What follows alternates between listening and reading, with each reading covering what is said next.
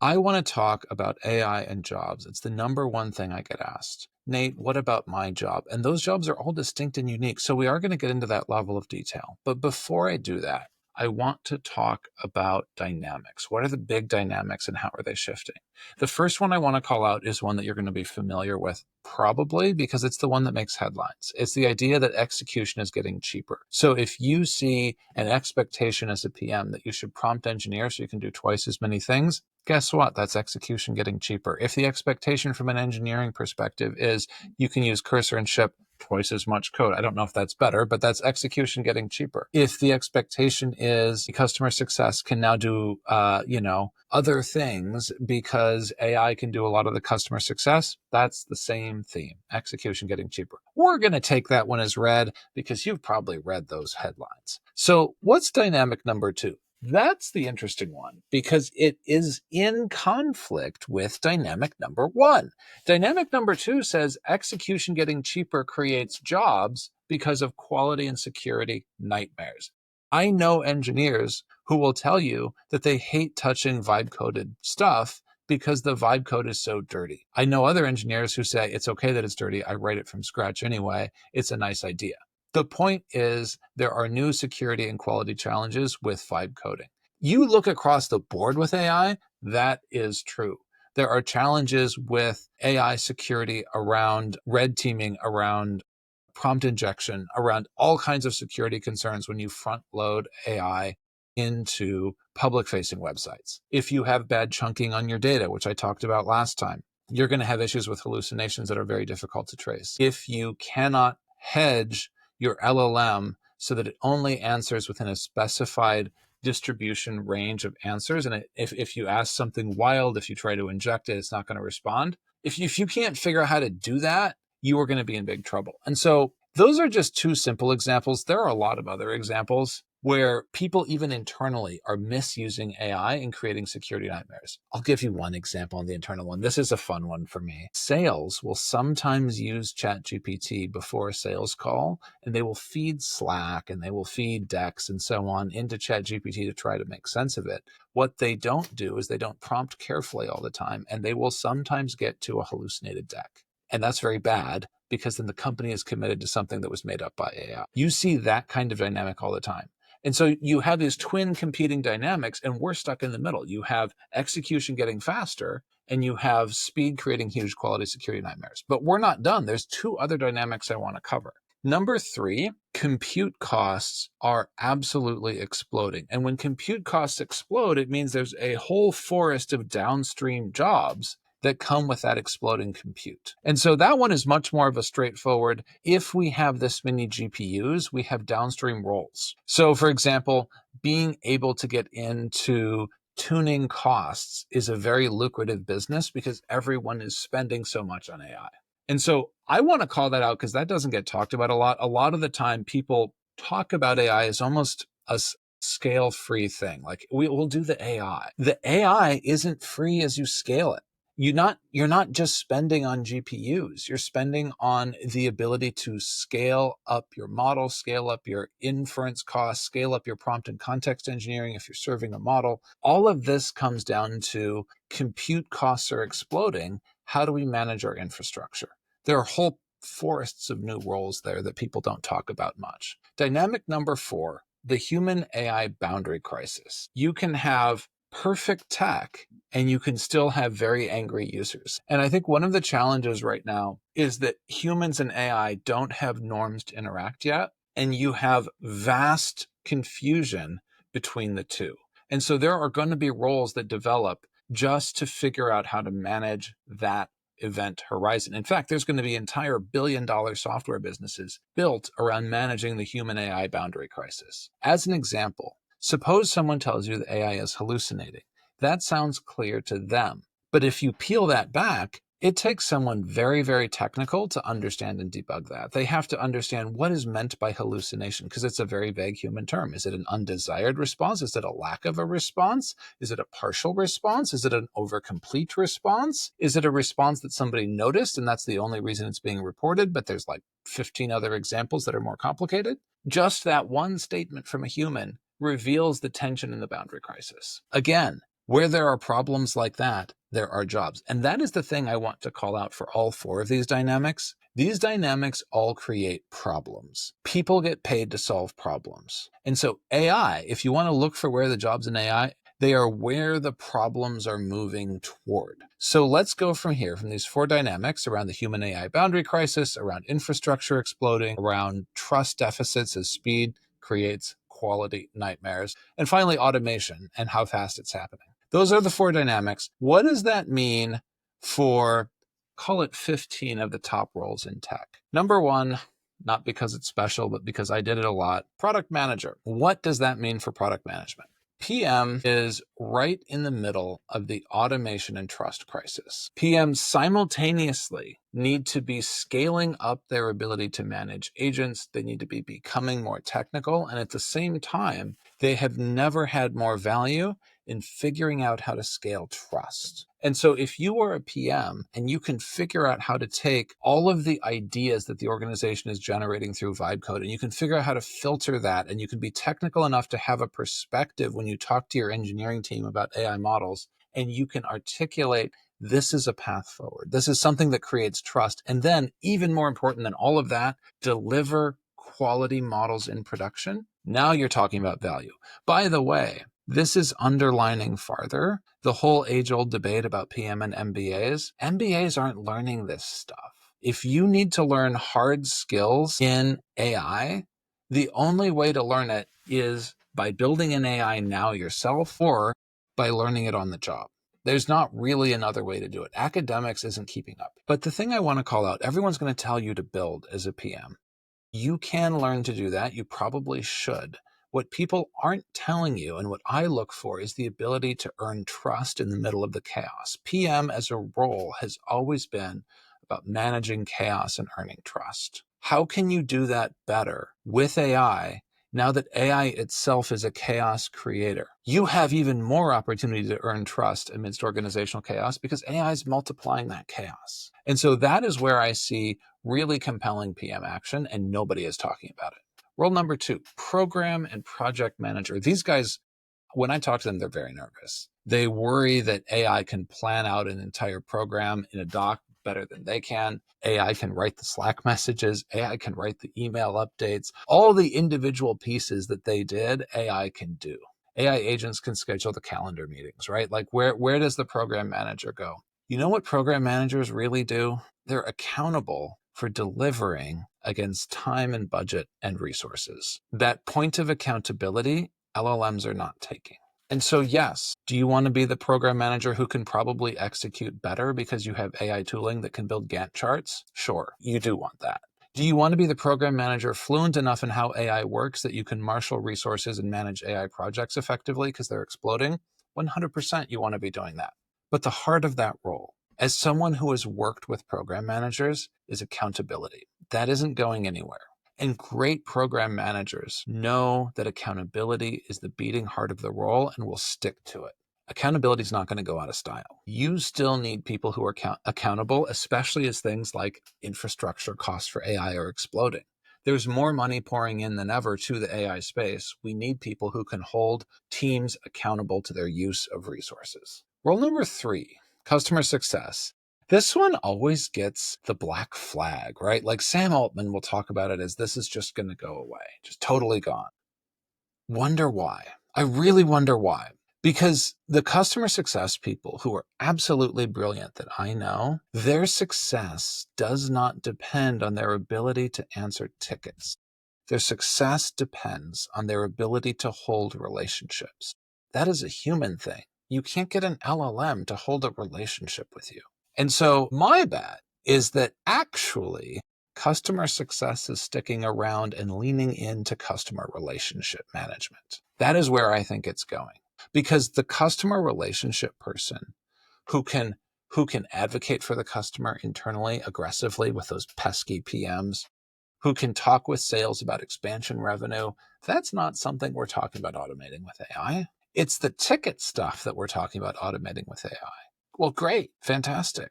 Let them do that piece. The beating heart of the role is in the relationship because that directly extends the lifetime of the customer. Role number 4, software engineering. Boy, I see people, frankly, people who are just out of college advocating that no one study computer science anymore and that people run away from engineering. Don't run away from engineering right now. You may have to change how you do engineering, but this role, the role of software engineer, has evolved more times than I can count over the course of my career in tech, let alone the 70 years or so the role has been active. Software engineering is by definition a compute-enabled role, and it's going to keep evolving. And so, of course, it's going to evolve in the age of AI. That's not a reason to walk away from it. Do you know how many people are going to need all of their vibe-coded work cleaned up? Insane amounts of code are being generated with security holes, quality issues. It gets back to that dynamic I called out, is that the fact that we can go faster is creating massive speed and quality issues. Now, AI, in some cases, makes you not care. If you want the prototype out there, if you want to initiate the idea, the debt is not a debt, it's an asset. It helps you go faster. I get that. At the same time, if you're production deploying, you have to build well. You know where the beating heart of a good engineer is? It's someone who understands how to design durable technical systems, especially ones that scale. Yes, you have some engineers who can lean farther toward the prototyping side, and that's fantastic. Some who are going to be able to code something up in a weekend that shows how it could work. And there is going to be tremendous value there, especially if you can do that with real life data, because a lot of these prototyping ideas your PMs are handing to you, they don't have real data on them. And so if you can knock together, and I know engineers who do this, they're brilliant. You knock together something with real data and you knock it up in a weekend, and you say, it's a tracer bullet, it's fine. And people use it and they're just wowed. Not a skill that's going out of style. If you can production deploy something to 100 million boxes, not a skill that's going out of style. And so the challenge, if you're getting into engineering, is you need to recognize that the way you work may be evolving with AI, but those fundamentals are not changing with good engineering. And you should not let the fact that AI can write some code confuse you. You must learn how technical systems get put together, because that is actually the path toward career leadership. And a lot of senior engineers are very worried about junior engineers coming in and over depending on AI because they don't understand the fundamentals. So if I actually wanted to call out a risk here, it is not that there will not be jobs. It is that there will not be qualified people for jobs because people are expecting and reading the hype and believing that AI will just write the code for them. Not true. Executive leadership. Should managers be more worried? I think I want to talk especially to senior managers and directors here. I've sat in those chairs. Those chairs are at risk. And I know people who feel that in their bones. And I got to tell you, you're kind of right. Because look at these dynamics. None of them play out in favor of senior managers and directs. If you can execute faster, that doesn't really help a senior manager or director whose core job isn't execution. If you have speed, trust, quality issues, that doesn't really help you because you're the one that has to deliver anyway. Middle managers are fundamentally information bottlenecks. Their entire job for most of the history of corporations has been to filter information. Well, guess what? LLMs are already really good at filtering information. And so people joke around about the CEO really should be AI. I think it's more the middle manager is at risk, not of being an AI agent. I don't buy that. I know that there's that throwaway line in Project Vend about Claudius being a middle manager. That's not the future I'm talking about. I think it's more likely that the role is limited and somewhat endangered. We will still have directors. We will still have senior managers. Their spans will be much bigger. They will be more stressed. They will depend more on AI tooling to help them ladder up all that information flow.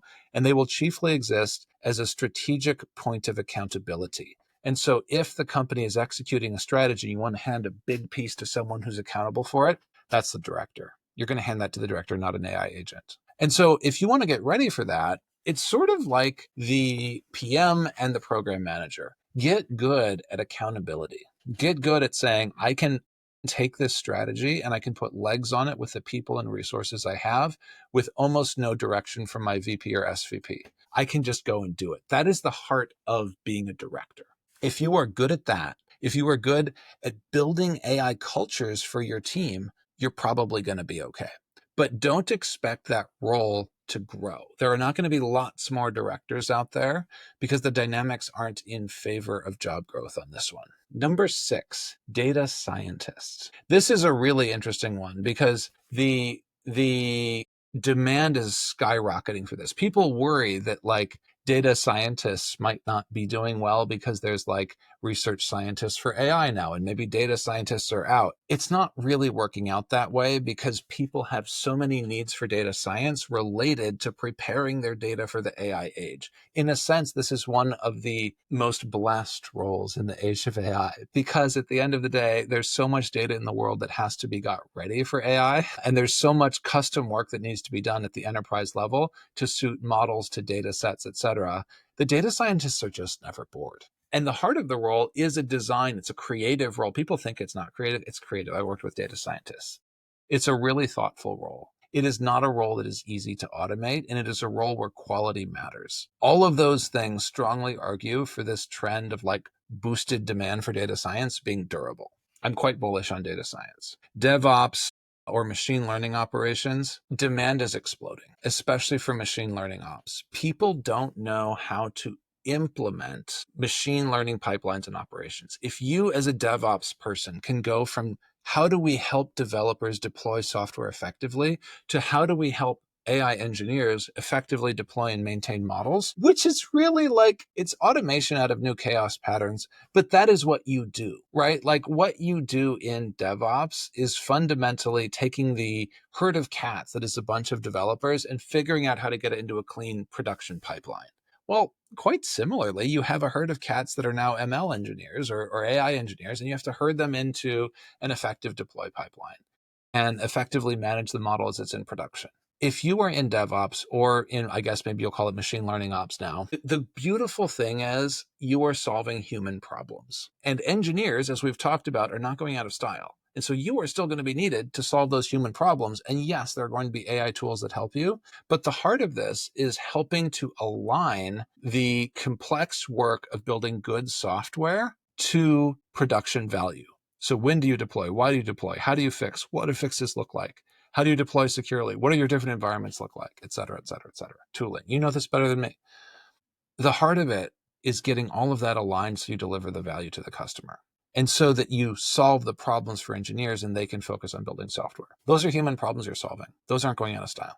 Number 8, UX, human AI interaction design. You remember when I talked about the problems of the human AI boundary? That's real. That is something that I see happening all the time. The current AI interfaces are deeply imperfect and create a lot of confusion. We need to understand that as execution gets faster, UI craft is becoming more valuable because the cheap stuff is becoming more commoditized. So if you have really, really polished UI, it's going to stand out more because the sea of the internet is going to be a bunch of vibe coded stuff that is not well crafted. And so let me give you an example that just came out. Perplexity has done a really good job with UX interaction. They just launched something yesterday, that I think is really, really cool. They launched the ability to pass a message to the AI as you read the chain of thought in the middle of a research task. As far as I know, no one else lets you do that yet. It's brilliant because how many times have you as a user sat there and typed out a prompt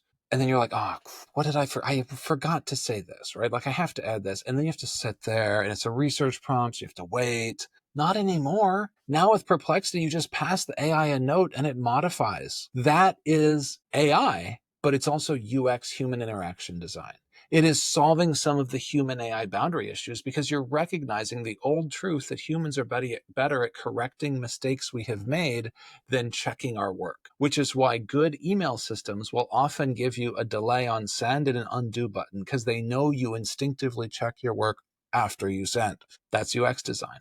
So if you are designing for human AI interaction, your world is getting richer and richer and richer. If you are designing for humans using AI systems, it's the same kind of problem. I'm just calling it a different name, right? Like, because all of the systems we're using now are getting rapidly AI enabled. And that's why when people say, well, I'm not designing for AI, I'm like, but really? Because almost everything is getting AIified at a tremendous rate. And so if it's not true for you now, it probably will be true because your board is going to ask you to do it soon. The trend is unbelievably pervasive. And so I think this is not a case where UX has to go and get AI experience, because the AI experience is, largely speaking, going to come to you. People are going to be asking you to do this. And the challenge for you is to think deeply about human AI design and figure out how to build trust through interactions. I'll give you another example that we haven't solved and leave you with that to think about in the UX space. How do you take the models we have, which are not good at taking accountability, and build in interaction dynamics that track accountability over time for models? If I tell the model, that is incorrect, do not do that again, how can you signpost that and indicate to the user that you have instructed the LLM in a specific way of behavior? And then on the back end, can you work with AI engineers to pass that as a prompt to remind the LLM, thus improving the experience of even simple chatting, because you're actually reinforcing accountability from the user? There are 100 different ideas like that you can come up with around UX human interaction. It's tremendous, huge opportunity. Number 9, security and red team. I don't think I need to do a ton of this. There is a new AI jailbreak issue almost every day. Red teaming and security work is, there are just not enough of folks in the world. If you are able to start playing with jailbreaking, start playing with LLMs as attack surfaces, start looking at prompts for potential vulnerabilities, start looking at systematic vulnerability databases, start reviewing vibe-coded pieces of work for security issues, you will never be out of work. That is an absolutely huge area of work. And you know what? It is the same set of instincts that has made security people do what they do well. I knew gray hat people back in the day. It's the same instinct to go and try and mess with it and break it. Well, it turns out we have a whole new intelligence surface, and we have to jailbreak that to make it more secure. Huge opportunities there. Number 10, cloud AI infrastructure engineers. This is the infrastructure exploding piece. You pay for yourself in this role by cutting spend. If you can find ways to master GPU arbitrage, to master the way you pass calls to the GPUs, to master your cloud infrastructure build, you're literally optimizing for, collectively speaking, the largest infrastructure build in human history. AI data centers are on track for like trillions of dollars in compute capital expenditure by 2030. Trillions, like $6-7 trillion, something like that. It'll probably be higher by the time we get there. They need cloud AI engineers to avoid spending more money than they have to. At that level, an engineer that can do his or her job well pays for their salary 10 or 100 times over in the way they handle these larger and larger fleets of GPUs. It's an incredibly valuable occupation. And if you were already in cloud as an engineer, you're prepared for it. Data engineering, figuring out how to get from ETLs into AI pipelines. Listen, you may think, no, what are we going to do here? AI is going to come for like automated pipeline builds, et cetera, et cetera.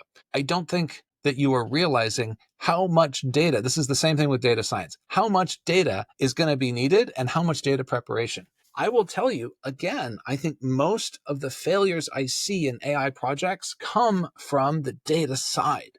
If you are good at figuring out feature store governance, at figuring out vector ETLs, if you're good at figuring out how new data types can be made accessible and useful for business use cases, that's where the value is. Extraordinary data engineers have always been distinguished by understanding the technical side of the business and also the customer use case. In this case, understand the AI customer use case, how AI is changing what customers are expecting, the kinds of queries that are coming through, and then understand how the technical side enables that.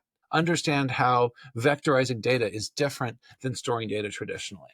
It's the same job, it's just a new technology stack. QA and AI quality. This is an interesting one because this is an area where we are fundamentally seeing a transformation, and I don't know of anyone talking about it enough. Right now, we are putting most of our energy into QAing software before it launches. With AI, we need to shift and put much more of our energy into QAing as a durable quality threshold that is always on in production. Why? Because these systems produce probabilistic responses. You cannot deterministically test all this software. In a sense, the value in QA now is sustaining the value of the software and guarding it over time. That, again, is the heart of QA, is sustaining the quality of the software, but you get even more to do because there's more of it, because it just sustains it over time. You can't just launch and forget the way you did with deterministic software. Now, this is a major mindset shift. Most QA people that I talk to are not ready for this world. They are used to P0, P1, P2, do the test and launch. That mindset won't work. And I do worry a little bit, not because the jobs won't be there, but because the QA people I know aren't really thinking that way.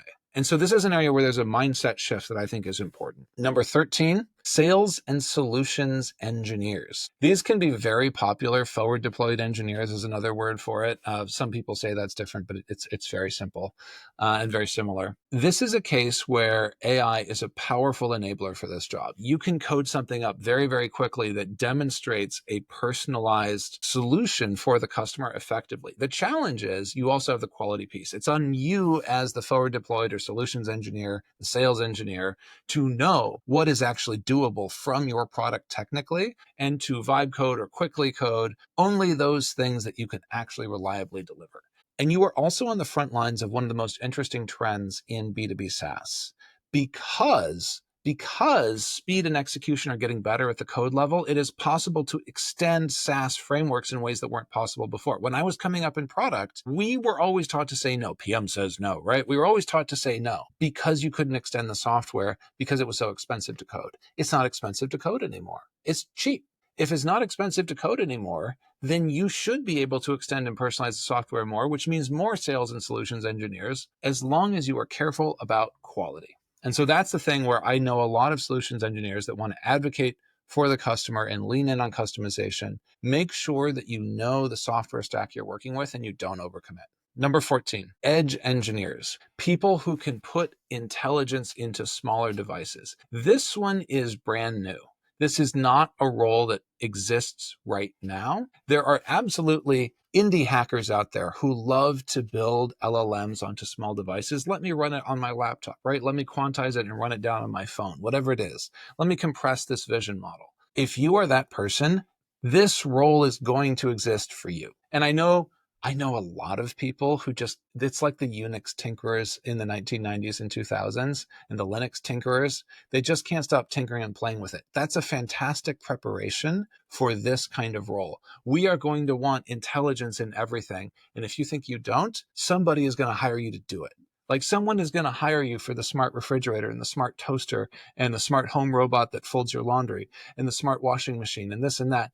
All of them are going to take little large language models that can fit and that need to be secure and that need to fit, on-prem, on the device. Anyone who can figure out how to deploy intelligence at the edge is going to, if you have your ability to talk about use cases and you're not just interested in your own work, you're going to have work. You're going to have roles. Number 15, and number 15 is the last one.